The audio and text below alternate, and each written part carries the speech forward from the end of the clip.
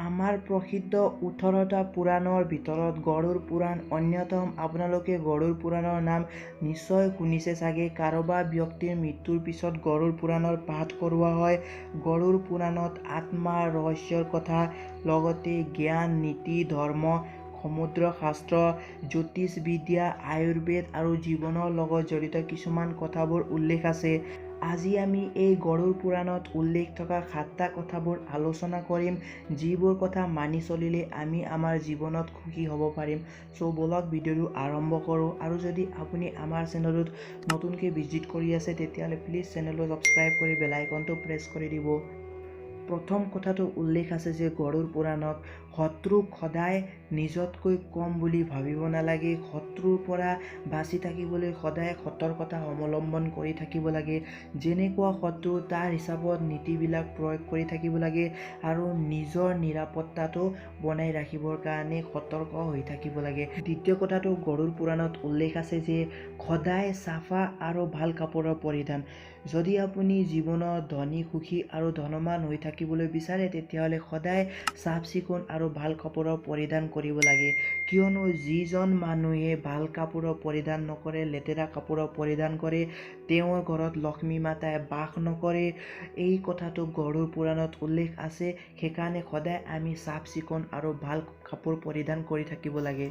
তৃতীয় কথাটো গৰুড় পুৰাণত উল্লেখ আছে যে জ্ঞান অৰ্জন কৰি থাকিব লাগিব আৰু সদায় সেই জ্ঞান অৰ্জন কৰাটো আমি অভ্যাস কৰি থাকিব লাগিব। গৰুড় পুৰাণত উল্লেখ আছে যে তৃতীয় কথাটো মানুহে সদায় জ্ঞান অৰ্জনৰ কাৰণে নতুন নতুন কথা শিকি থাকিব লাগিব। লগতে সেই অৰ্জন কৰা জ্ঞানৰ সদায় অভ্যাস কৰি থাকিব লাগিব দৈনন্দিন জীৱনত।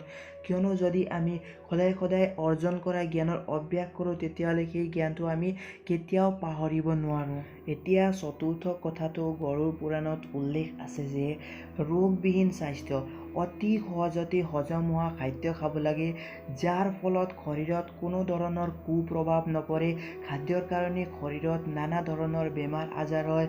সেই খাদ্য সদায় ভাল খাদ্য খাব লাগে, যি খাদ্যই আমাক অতি সহজতে হজম কৰাত সহায় কৰে।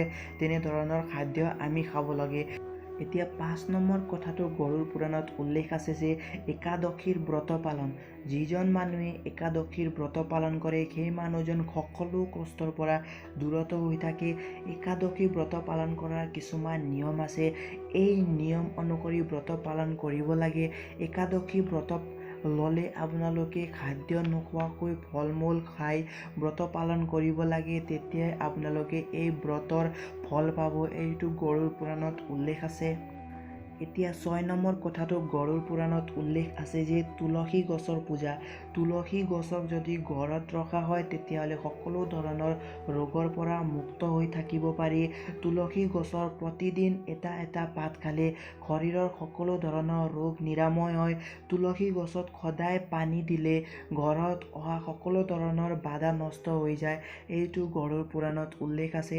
তুলসী গছৰ সদায় পূজা অৰ্চনা কৰিলে মানুহে নিজৰ জীৱনটোত অতি সহজতে সফলতা লাভ কৰিব পাৰে আৰু কোনো ধৰণৰ ৰোগ, দুখ, কষ্ট তাৰ জীৱনত নাহে। এতিয়া 7 নম্বৰ কথাটো গৰুড় পুৰাণত উল্লেখ আছে যে মন্দিৰ আৰু ধৰ্মৰ সন্মান। সকলো ধৰণৰ দেৱ দেৱীসকলৰ সন্মান কৰিব লাগিব। মন্দিৰৰ সন্মান কৰা। যদি কোনো ব্যক্তিয়ে দেৱ দেৱীসকলৰ অপমান কৰে, মন্দিৰৰ অপমান কৰে তেতিয়াহ'লে সেই ব্যক্তি সদায় নিজৰ জীৱনত অসুবিধা আৰু কষ্টৰ সন্মুখীন হ'ব লাগিব। তেনেকুৱা ধৰণৰ বহুতো কথা গৰুড় পুৰাণত উল্লেখ আছে। আৰু যদি কোনোবা ব্যক্তিয়ে মন্দিৰত নানা ধৰণৰ বেয়া কাম কৰে তেতিয়াহ'লে সেই ব্যক্তি নৰকত ভুগিব লাগিব। নৰকত অনেক কষ্ট ভুগিব লাগিব। আৰু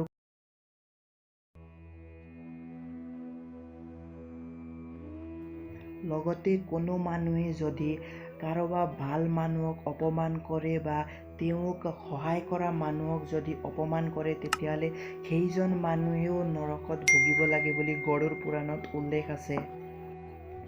আজি আমি গৰুড় পুৰাণত থকা 7টা নজনা কথা জানিলোঁ।